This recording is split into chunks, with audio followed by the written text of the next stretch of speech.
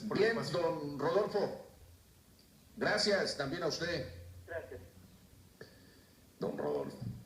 Yo he comentado, mi estimado profesor, antes también déjeme le menciono, a Jorge tengo años de conocerlo.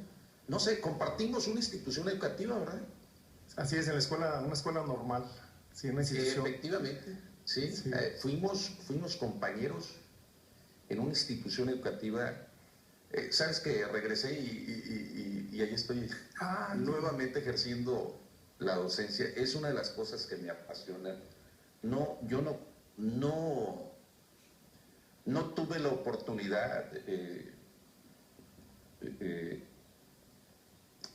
a mi amigo que se acaba de comunicar con nosotros, de ser hijo de algún profesor o de profesora o de heredar la plaza. Antes las otorgaba el sindicato.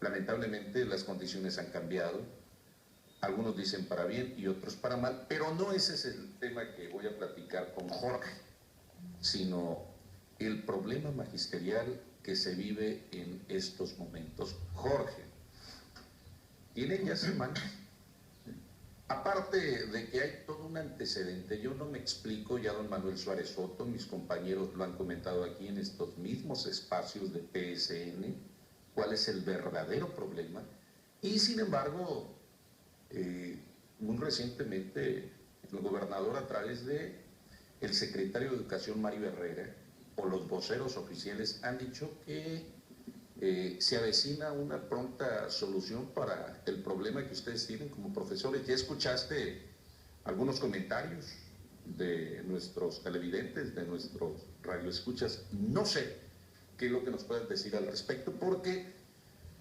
si te diste cuenta, pues la gente desconoce cuál es el verdadero problema, y lo que es más curioso, como que son ustedes los culpables y no el gobierno. El gobierno se ha victimizado. Adelante, Jorge. Sí, muchas gracias. Mira, primero que nada, verdaderamente agradecer el espacio, porque precisamente el centro del problema que vive el maestro es el desconocimiento de la sociedad, sí, de lo que ocurre, porque ciertamente al padre de familia le inquieta pues que sus niños están sin clases, pero es muy importante que la comunidad sepa pues que el profesor, la maestra, también tiene familia, también tiene deudas, también tiene que hacer frente a los gastos. Entonces es simple y sencillamente imposible que la persona siga acudiendo a trabajar, el maestro siga acudiendo a su escuela, porque no tiene para el transporte, por decirlo fácil. Entonces es un problema de fondo, es un problema sencillo de entender, o sea, el profesor tiene que cobrar. Ahora, por otro lado, es una tarea también, es una responsabilidad pues de dignidad y de que se tiene que enseñar también en esa actitud, ¿no? Un profesor sometido, un profesor que acepta una situación injusta, pues no está enseñando valores éticos precisamente, porque si hablamos de ética, bueno, ¿cómo va a seguir yendo a dar clases un profesor que no está, que no se está llevando a cabo la ley, pues que no se está haciendo, el derecho está siendo pisoteado, ¿no? Entonces, desde todas las orillas, el profesor no puede regresar a clases. Pues ahora, el tema de los sindicatos, precisamente hay una nueva promesa, sí. Yo digo que es promesa de que el 8 de mayo se van a cubrir los salarios, pero es nueva promesa, es decir, tiene meses o casi años la autoridad firmando minutas, y la misma cantidad de minutas que ha firmado es la misma cantidad de minutas a las que ha faltado, no cumple. A ver, todo eso nos queda claro quienes estamos en los medios de comunicación, posiblemente a todas aquellas personas que leen un periódico, que ustedes son motivo de noticia, insisto, desde hace semanas. Pero vámonos un poquito, si te parece, profesor, a la raíz del asunto. Tú bien lo acabas de decir, no les han pagado, no se han cumplido las promesas de pensión, de jubilación, y además, aunado a este mismo problema, está el de aquellas jovencitas y jovencitos que acaban de egresar de normales. Tú y yo fuimos profesores de normal. Quien sale quiere trabajar, no se han pagado tampoco interinatos. ¿Por qué el gobierno no lo hace más allá de firmar minutas? Bueno, eso nos lleva pensar en el fondo del problema, es decir, tener una visión más amplia. Muchos coinciden en la hipótesis de que todo está relacionado con lastimar a la educación pública. ¿Con qué propósito? Porque quienes están afectando son a los niños, a los padres de familia. Sí, en el sentido de que el padre de familia empieza a pensar que la escuela pública es la que está fallando. Entonces empieza a tomar la decisión de llevar a sus niños a una escuela privada en donde sí hay clases. Entonces tiene que ver con eso, de fondo. Pero eso es una mezquindad, es perverso eso, profesor. O sea, no es lo más viable. Imagínate, lo mínimo que te puede cobrar una escuela privada son 2,000, 3,000 pesos, lo mínimo. Lo más caro son 10,000 pesos al mes. Así es, y no hay que perderlo de vista. Los padres de familia tienen que tener esa visión y esa noción de lo que está pasando. ¿Y por qué no se involucra entonces el padre de familia? Esa es la gran tarea del profesor como agente de cambio. Yo sí creo que, y muchos coincidimos, el profesor verdaderamente tiene esa responsabilidad de generar la participación ciudadana. Ya lo decía uno de los radioescuchas. Si logramos que la ciudadanía se involucre, entonces se resuelve el problema pronto. Porque estamos hablando de que si la ciudadanía verdaderamente apoya, pero con acciones, a los maestros y se presentan, salen a la calle, yo creo que se resolvería inmediatamente el problema. Pero bueno, hemos visto que aquí en Baja California, como en el país, todo el mundo sale a las calles y no pasa nada, profesor. Y esa idea de no pasa nada, incluso hay una película que así se llama, tenemos que superarla, desde luego que tienen que pasar cosas corriendo pasando todo un proceso, pues en donde poco a poco tiene que ir creciendo la participación y en donde a las autoridades pues no les quede más remedio que atender. Mira, yo estuve la semana pasada en Mexicali, en la capital del estado, y fuera del Congreso, donde ustedes se manifestaron. Eran cientos de miles de personas. Esta misma semana también se volvieron a manifestar fuera del Congreso. ¿Qué dicen los diputados? Porque también es responsabilidad de ellos, ¿eh? Ellos aprueban los presupuestos. ¿Qué dice el secretario de Educación? ¿Qué dice el propio gobernador? Qué buen tema que me llevas al tema del Congreso. Mira, no todos son, digamos, noticias malas. Es decir, sí hemos realizado algunas acciones concretas y ya hemos tenido resultados favorables.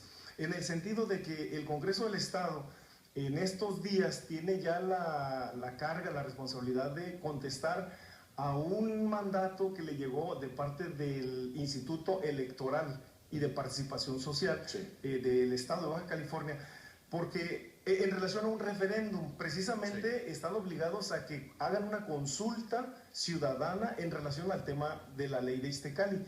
Nosotros como Grupo Gestor Águilas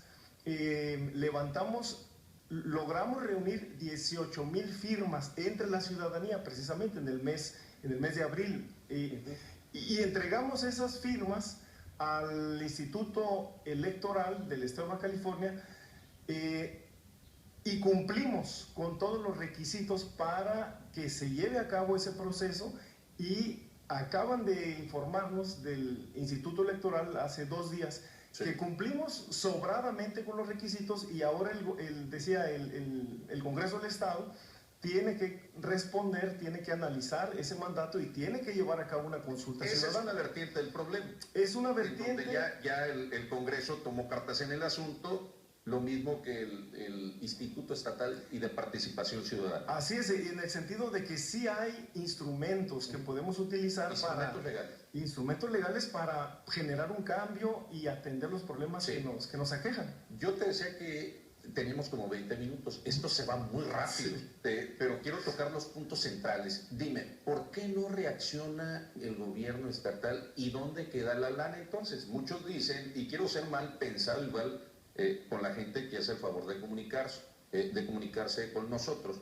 Don Manuel Suárez Soto ha especificado muy bien cómo se desvía el dinero. ¿Cuál es la tesis que ustedes tienen como organización o grupos del magisterio? ¿Dónde queda la lana? Porque esa es la raíz del problema, ¿no? Sí, desde luego que hay factores diversos. Nosotros decimos que no nos toca encontrar esas respuestas. A nosotros nos toca forzar que los diputados, que los encargados, los responsables, a quien le corresponde, que hagan la investigación. Entonces hemos hecho también el esfuerzo y hemos logrado, pues, entregando una denuncia al mismo Congreso del Estado de que se investigue. Nosotros exigimos precisamente aquella acción en donde desde afuera se revisen los libros, se haga una auditoría externa a Iztecali, por ejemplo, y que ellos descubran dónde quedaron esos dineros, si hubo mala administración o no la hubo. Todos los exdirectores de Iztecali los tenemos demandados y está en proceso que se le dé un seguimiento a esa demanda. En este momento, ese proceso está en el área jurisdiccional del Congreso del Estado. Es decir, lo que a nosotros nos toca como ciudadanos lo hemos hecho. Le toca a la autoridad darle seguimiento a ese proceso. Mira, me quedan como 3-4 minutos. En estos 3-4 minutos te voy a pedir el favor que me respondas esa petición de la gente que nos sigue a través de las redes sociales. Me digas, ¿cuál es la postura de los sindicatos y de los dirigentes sindicales? Porque yo los veo muy divididos. Número 2, las gestiones que están haciendo en la Ciudad de México y, por supuesto, algo que también llama poderosamente la atención, ¿qué acciones vienen por parte de ustedes? Muy bien, mira, en cuanto a los sindicatos, realmente sabemos a nivel nacional vivimos una situación de crisis en cuanto a la representación de los líderes sindicales hacia los miembros del sindicato. Entonces lo que nosotros hemos hecho es organizarnos nosotros mismos de manera autoconvocada y formar un grupo de lucha al que llamamos grupo gestor, y hemos tenido algunos resultados. Decía, por ejemplo, perdón, sí, a ese grupo gestor se puede sumar la ciudadanía, padres de familia. Eso es lo que no es sindicato. Desde luego que sí, porque pensamos que la acción ciudadana, la participación es la solución a los problemas. Necesitamos reaccionar. Me gusta esa parte, profesor. Y decía, por ejemplo, el tema de las jubilaciones. Este grupo tiene que ver con esa lucha de que a más de 2.400 trabajadores de la educación que ya cumplieron todos los requisitos, no se les ha entregado su jubilación. Hay quienes están esperando desde hace 4 o 5 años, siguen trabajando, siguen aportando cuando ya cubrieron todas sus ¿Sabes aportaciones? el dato de alguno que haya fallecido y nunca llegó su pensión? Desde luego que hay compañeros que ya fallecieron y se quedaron sin cobrar su pensión. Qué bárbaro. Entonces es exagerado lo que ocurre y es inaceptable. La postura de la Secretaría de Educación a nivel federal con las gestiones que están haciendo ustedes. Pues nuestra gestión es estatal, puesto que somos maestros estatales. Sin embargo, hemos viajado a la Ciudad de México un par de veces para hacer gestiones allá, en el sentido de que volteen a ver lo que pasa en Baja California, porque es una situación que nunca se había visto en cuanto a la mala administración, en cuanto a la desatención de los problemas que ocurren. Entonces es un conjunto de problemas, porque están las jubilaciones, están los adeudos, hay compañeros que tienen 2 años sin cobrar. Es inaudito pensar que alguien pueda seguir yendo a trabajar después de 2 años de esperar, y así es un conjunto de cosas que la ciudadanía necesita participar. Qué bien. ¿Qué viene actividad por parte de ustedes? Bueno, desde luego que seguimos reuniéndonos. Tenemos ahorita en puerta precisamente la celebración del 15 de mayo, y nosotros pensamos que necesitamos ir a protestar. En lugar de celebrar, tendremos que seguir protestando en la Ciudad de Mexicali como grupo. Y estamos sobre todo trabajando en que se complete ese proceso del referéndum, que le pregunten a la gente.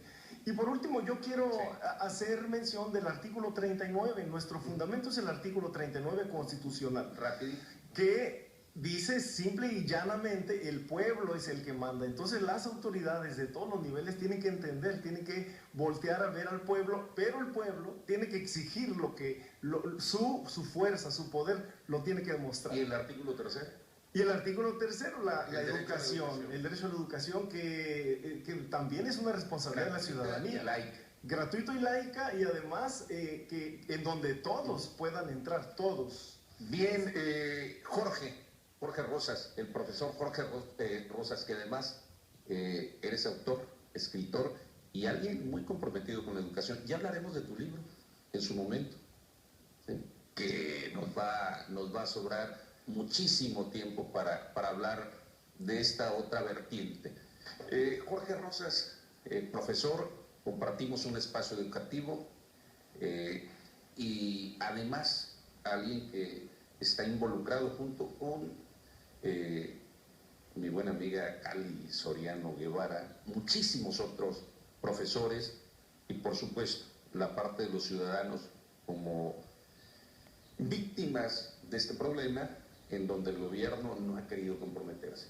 Amigas y amigos, hemos llegado al final de este espacio A nombre de mis compañeros allá en producción, en televisión de Juan Jesús Juárez y en radio,